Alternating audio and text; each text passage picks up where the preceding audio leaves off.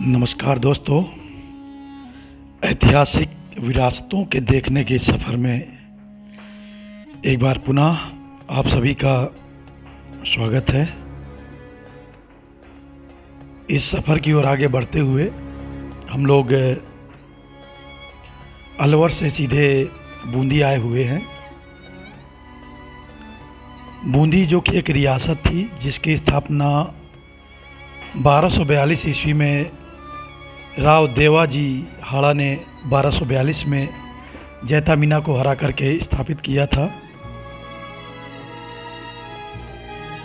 नगर की दोनों पहाड़ियों के मध्य बूंदी की नाल नाम से प्रसिद्ध नाल के कारण नगर का नाम बूंदी रखा गया। बाद में इसी नाल का पानी रोककर नवल सागर झील का निर्माण करा गया। राजा देव सिंह जी के उपरांत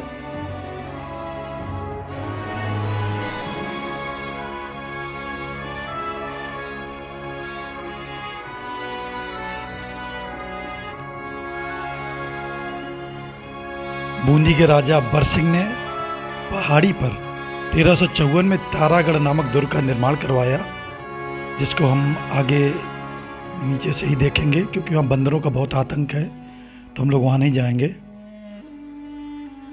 और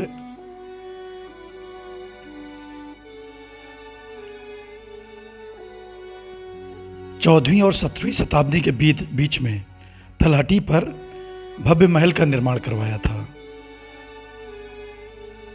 सन 1620 में राव रतन सिंह जी ने महल में प्रवेश के लिए भव्य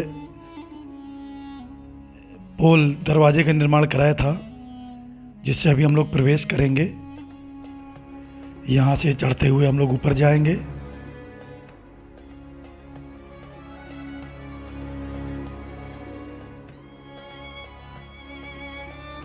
बहुत तेज ऊंची चढ़ाइयाँ हैं।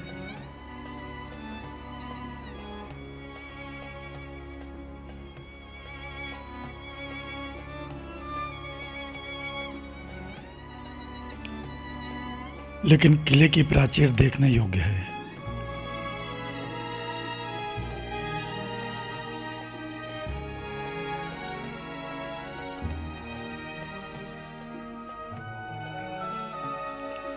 जिस दरवाजे की हम लोग बात कर रहे थे,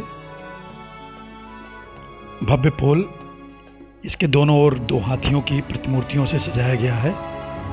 इसे हाथी पोल भी कहा जाता है।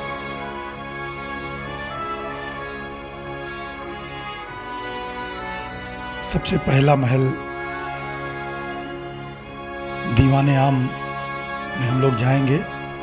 इस सुंदर बगीचे को पार करते हुए ठीक सामने, गेट के ठीक सामने घोड़ों के रहने के लिए घुड़साल बनी हुई थी, जिसको हम लोग बाद में देखेंगे।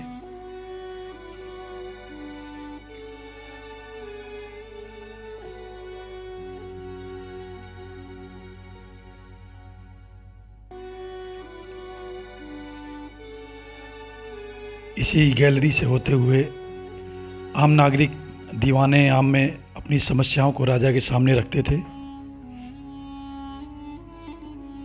ये दीवाने आम में राजा के बैठने का स्थान।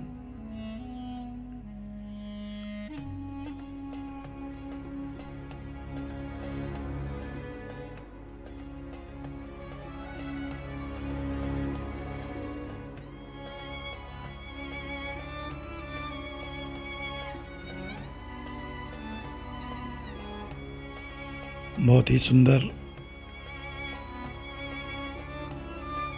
आर्किटेक्चर।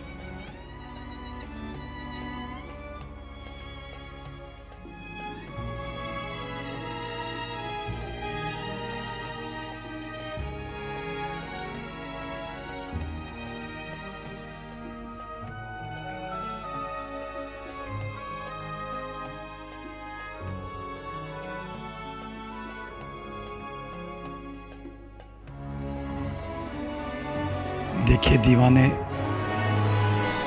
आम अपनी भव्यता के लिए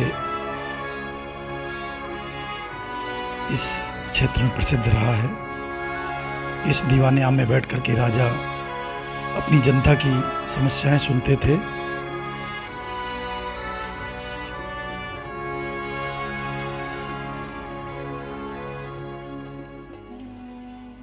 यही उस समय की सर्वोच्च न्यायालय भी रही होगी।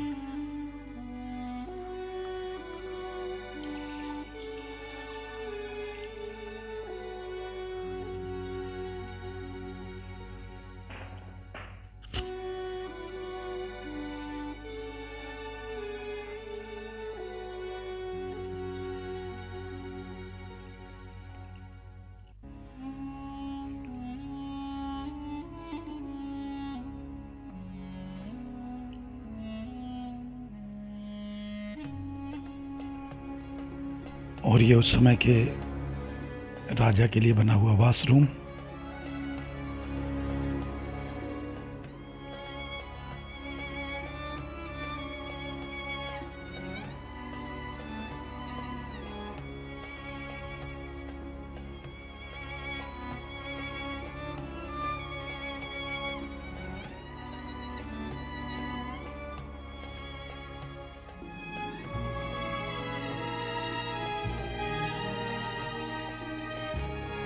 और ये दीवाने खास का क्षेत्र, बीच में फव्वारा की व्यवस्था की गई है। साफ सफाई निरंतर चल रही है यहाँ पर।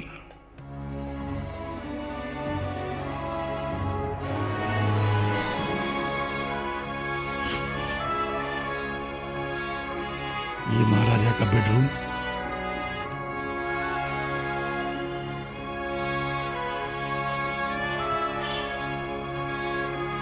बूंदी अपनी विशिष्ट चित्रकला शैली के लिए विख्यात है। इसे महाराव राजा श्रीजी उमेश सिंह ने बनवाया था, जो अपनी चित्र शैली के लिए विश्वविख्यात हैं।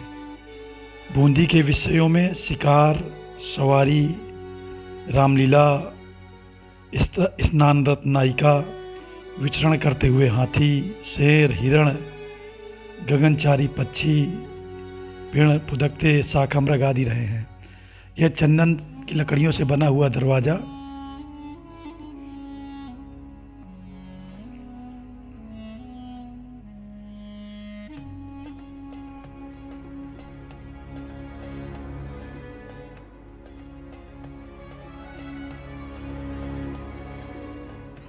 महाराजा के शयन कक्ष के ठीक सामने ही दीवाने खास रहा है। यहाँ पर झूमर लगे रहे होंगे उस जमाने में।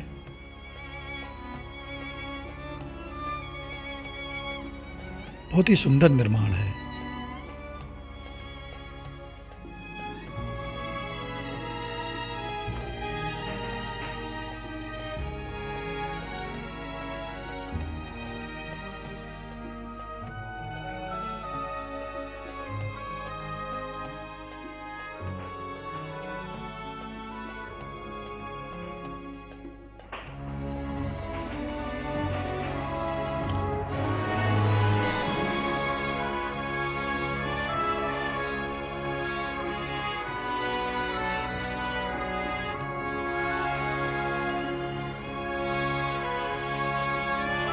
पीछे अभी हम लोग छत्तर महल में थे।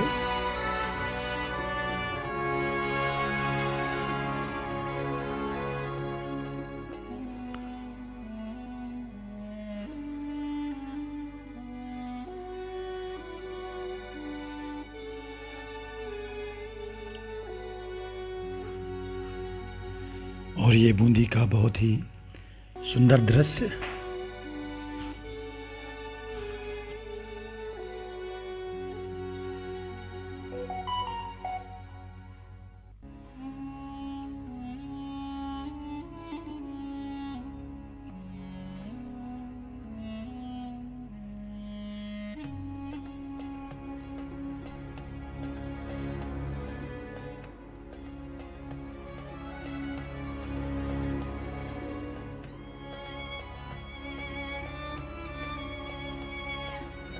ये बहुत ही सुंदर बूंदी शहर का दृश्य और झील का दृश्य।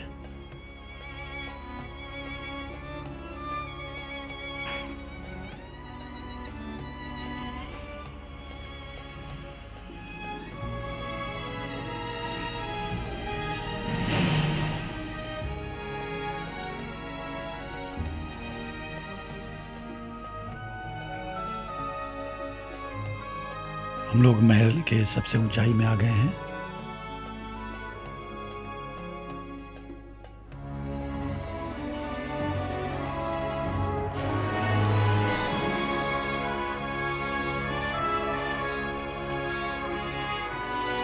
बहुत ही सुंदर अरावली की पहाड़ियों में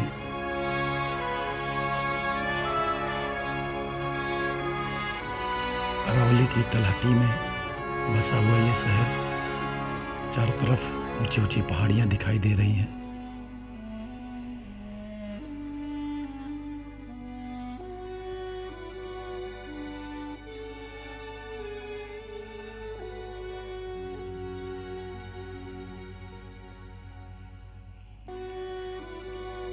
बूंदी में ये जो गढ़ पैलेस है, इसमें अनेक महल हैं।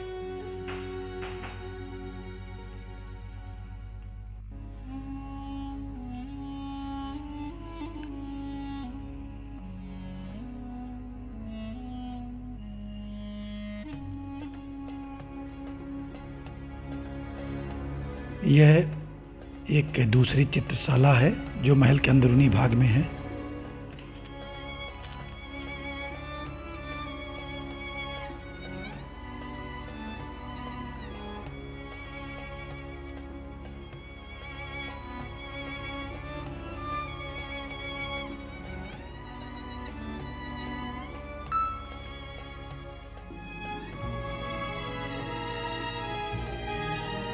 उस जमाने के पैखाना, शौचालय, स्नान गृह,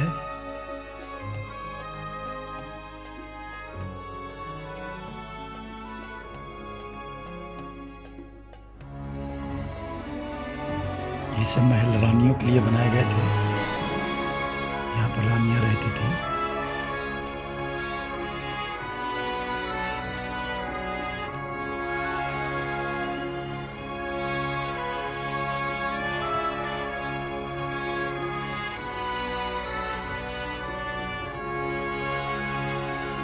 महल के अंदर ही ये जो मीनार दिख रही है, ये झूला झूलने के लिए बनी हुई थी।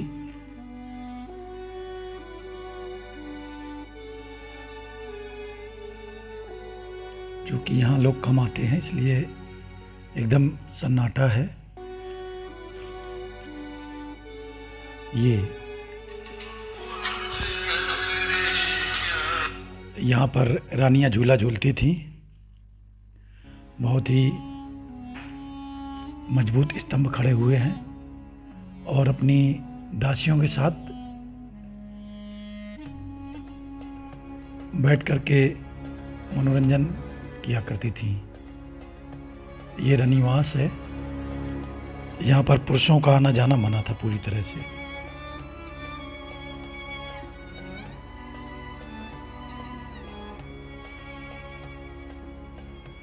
ये हाथी पोल से ही घुसते ही जो घोड़ों के लिए घुड़साल बनी हुई है, यहाँ पर राजा साहब के घोड़े रहते थे।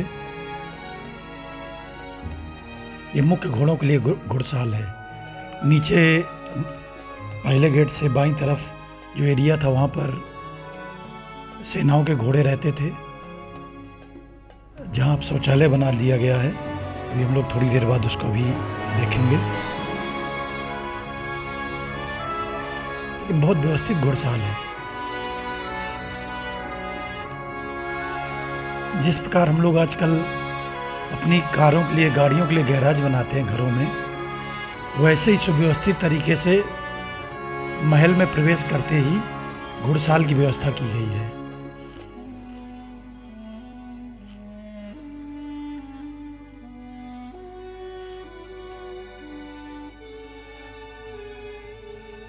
घोड़ों को बांधने के लिए इसमें छिद्र भी हैं और ये बहुत ही सुंदर बगीचा, जो कि पार्क के रूप में विकसित कर दिया गया है। पहले समझौता मैदान रहा होगा।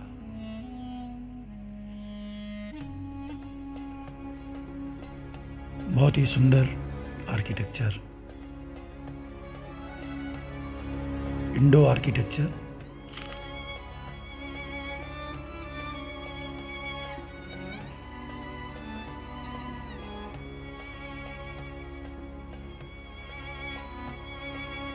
इस एरिया में सैनिक सुरक्षा देते रहे होंगे इस किले को। और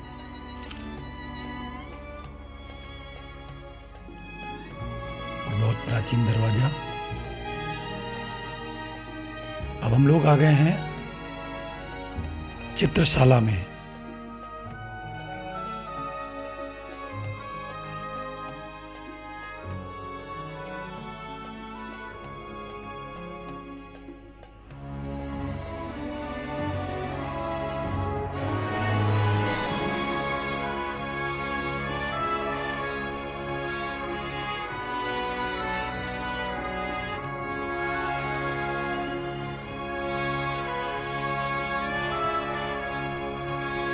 श्रावण भादों में नाचते हुए मोर बूंदी के चित्रांकन परंपरा में बहुत सुंदर बन पड़े हैं। ये गार्डन, इसके बाद में हम लोग चित्रशाला में प्रवेश करेंगे।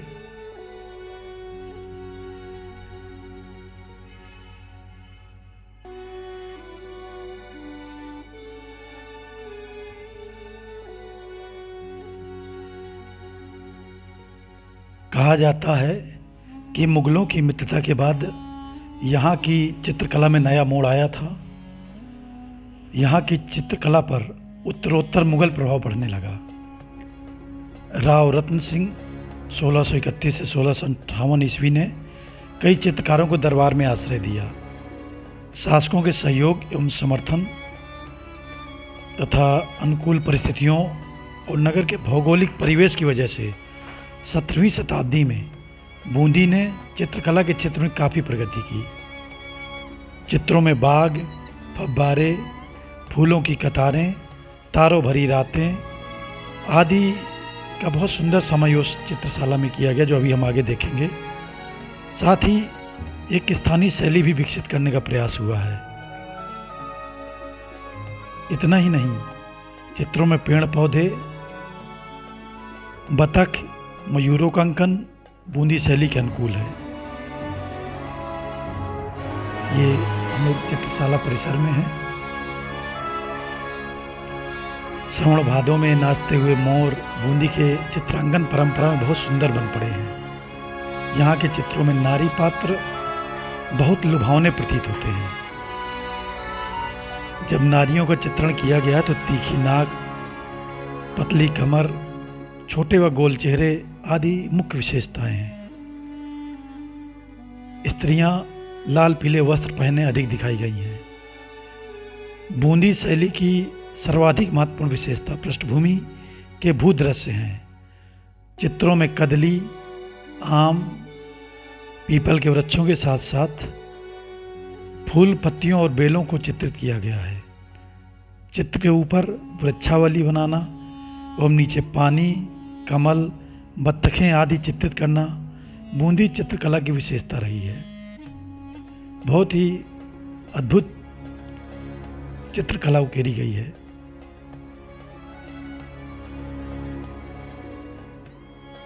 सन 1692 ईस्वी के एक चित्र वसंत रागनी में, जो कि हम लोग ने अभी देखा था, बूंदी शैली और अधिक समृद्ध दिखाई देती है।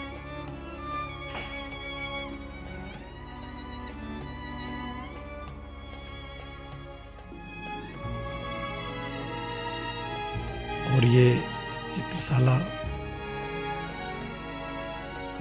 के मध्य में बना हुआ फव्वारा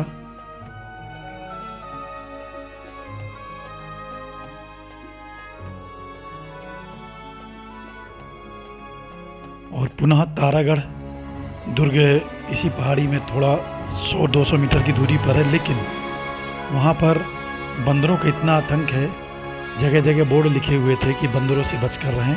तो हम लोगों ने जाने का कोशिश नहीं किया, क्योंकि पर्यटक तारागढ़ जाते भी नहीं हैं और वो खंडहर में बदल गया लगभग। क्योंकि उस समय के शासक लोग यहीं पर रहे, इन्हीं महलों में, तो 200-400 सालों से तारागढ़ का ध्यान नहीं दिया गया। तो अब वो अवशेष मात्र ही वहाँ पर बचे हैं दुर्ग के। गढ़ पैलेस फोर्ट इसी को बोला जाता है।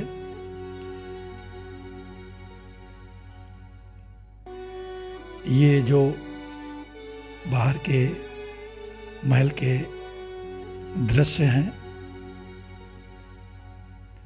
यहाँ भी साफ सफाई की बहुत सख्त ज़रूरत है। हालांकि बूंदी जाने पर साफ सफाई बहुत कम फील हुई, और जिस प्रकार से एक मुख्य पर्यटन केंद्र है उतना ये डेवलप भी नहीं है। ये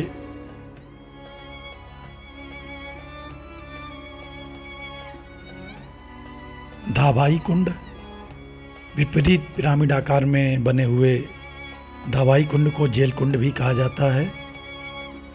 कुंड के अंदर बनी हुई कलात्मक उत्कीर्णन युक्त सीढ़ियां इसका मुख्य आकर्षण है।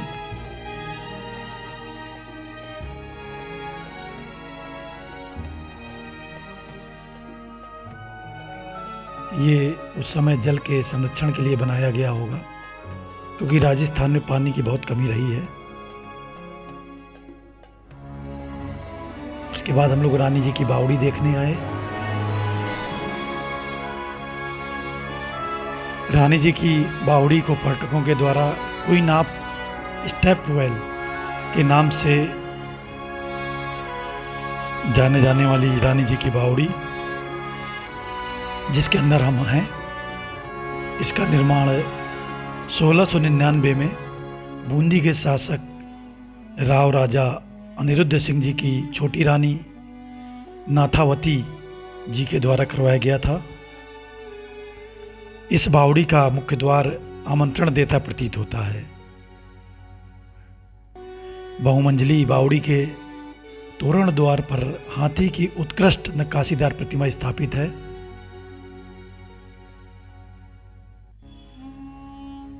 ये हाथी की उत्कृष्ट नक्काशीदार प्रतिमा है,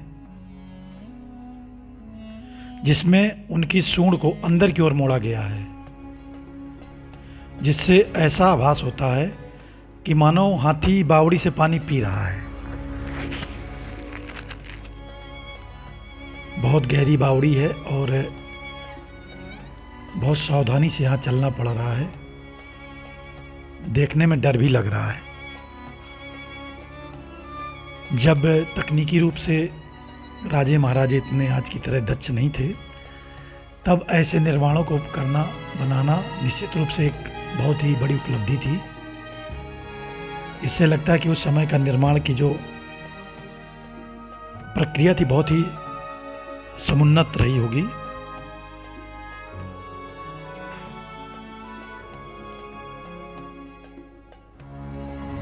पत्थरों में की गई नक्काशियां बहुत ही सुंदर है।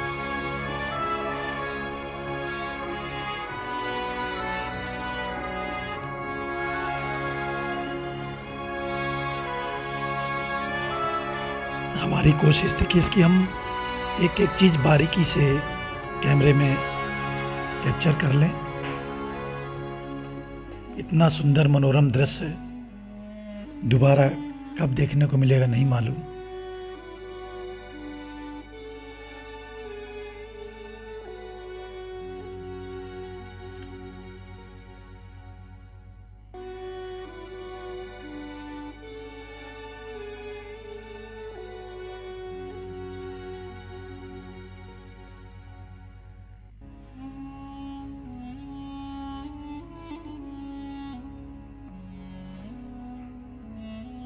ये देखिए,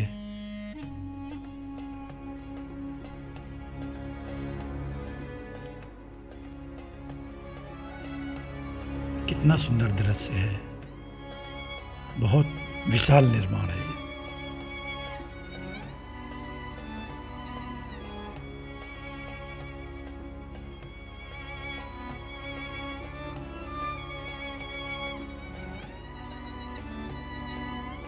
बहुत गहरी बावड़ी है ये, देखकर डर लग रहा है ऊपर से।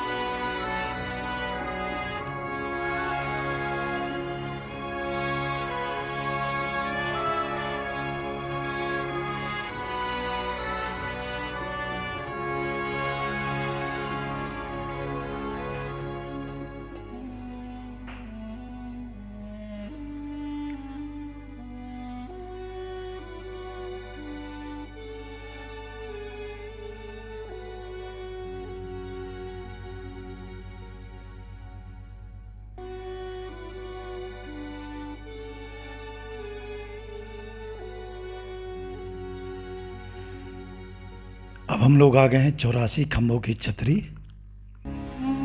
बूंदी के महाराजा अनिरुद्ध सिंह द्वारा अपनी एक प्रिय सेवादार की स्मृति में बनवाई गई छतरी, जो कि 84 खम्भों पर टिकी हुई है। यह एक मनमोहक तथा सुंदर संरचना है। इसकी कलात्मक नक्काशी में हिरण, हाथी तथा अप्सराओं का चित्रांकन होने के कारण पर्यटक बहुत प्रशंसा करते हैं। बीच में फव्वारा लगाया हुआ है। उस समय के राजे महाराजे अपने प्रिय सेवादारों के लिए ऐसे निर्माण करेंगे, ये भी बात कल्पना से परे है। निश्चित रूप से भावनाओं का बहुत ही उच्च श्रेणी का समर्पण है ये।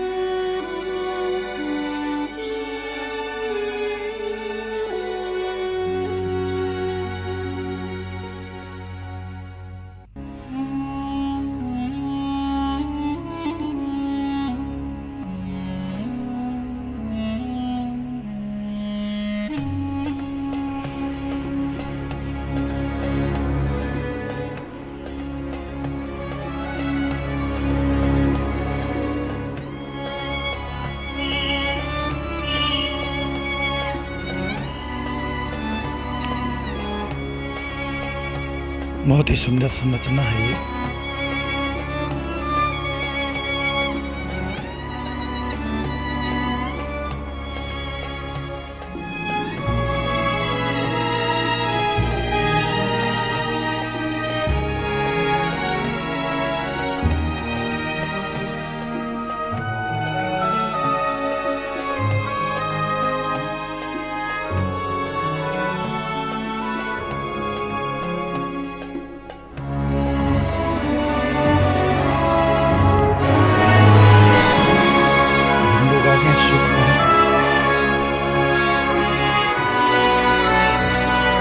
बूंदी के पूर्व शासकों के द्वारा गर्मी के मौसम के दौरान यह प्रवास के लिए बनाया गया था। गर्मी में यहाँ राज परिवार के लोग रहते थे। इन बगीचों को देख करके आनंदित होते थे। हालांकि अब ना तो पहले जैसे बगीचे बचे हैं और निर्माण में विविधता आ गई है, आधुनिकता आ गई है। ये वो महल है।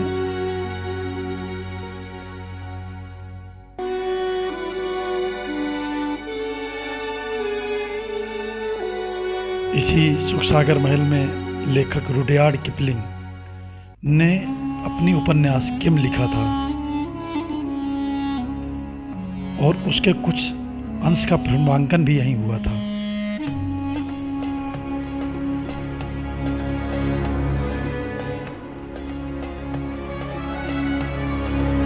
आपने एक जंगल बुक नाम की पुस्तक का नाम सुना होगा। जंगल जंगल पता चला है, जंगल जंगल फूल खिला है चड्डी, जंगल जंगल पता चला है चड्डी पहन के फूल खिला है। ये दूरदर्शन में एक सीरियल आया करता था जंगल बुक का।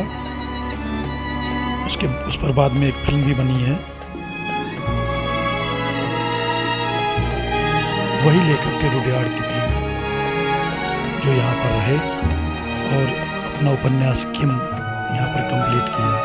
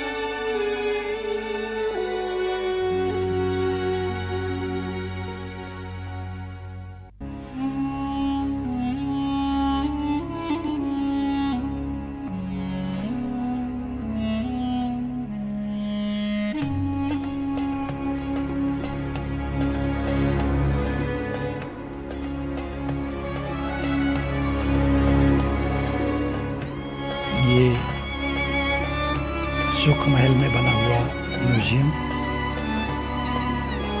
जो बूंदी के राजाओं की रियासत को संभालता हुआ उस समय के पुराने शस्त्रों, वस्त्रों और स्मृतियों को सहेजे हुए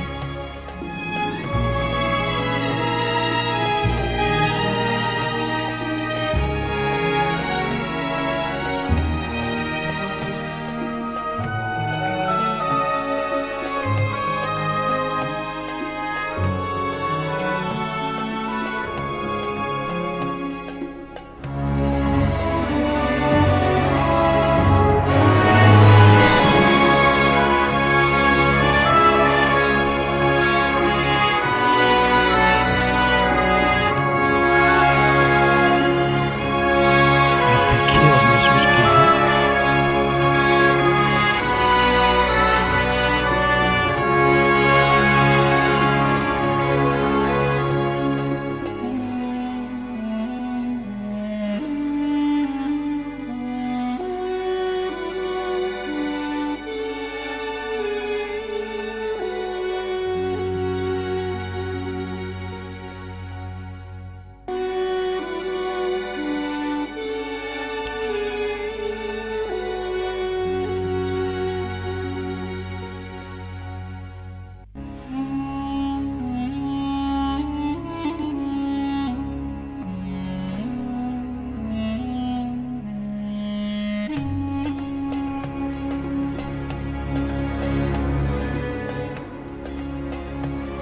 उस समय की तलवारें,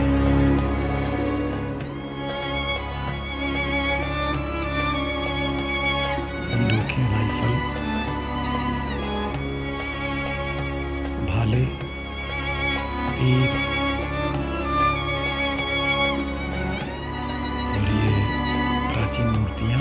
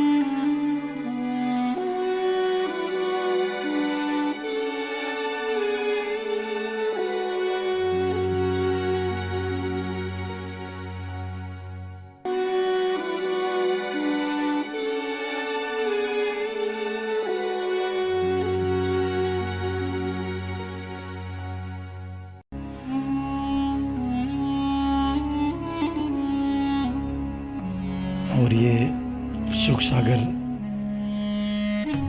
महल से जुड़ी हुई झील, अरावली की ऊंची ऊंची पहाड़ियाँ और यहाँ का प्राकृतिक सौंदर्य। बाकी अब झील में साफ सफाई बहुत कम है। पर्यटन के दृष्टिकोण से जैसे कि कोटा, जयपुर और उदयपुर में झील में साफ सफाई रख करके नौकायन कराया जाता है। अगर ऐसी व्यवस्था यहाँ पर कर ली जाए तो अच्छा है। बूंदी एक अच्छा शहर है, थोड़ा अभी विकास की और ज़रूरत है। यहाँ की रोडें बहुत सुंदर नहीं हैं और किले तक पहुँचने में बड़ी कठिनाइयाँ हैं। इस पर ध्यान दिए जाना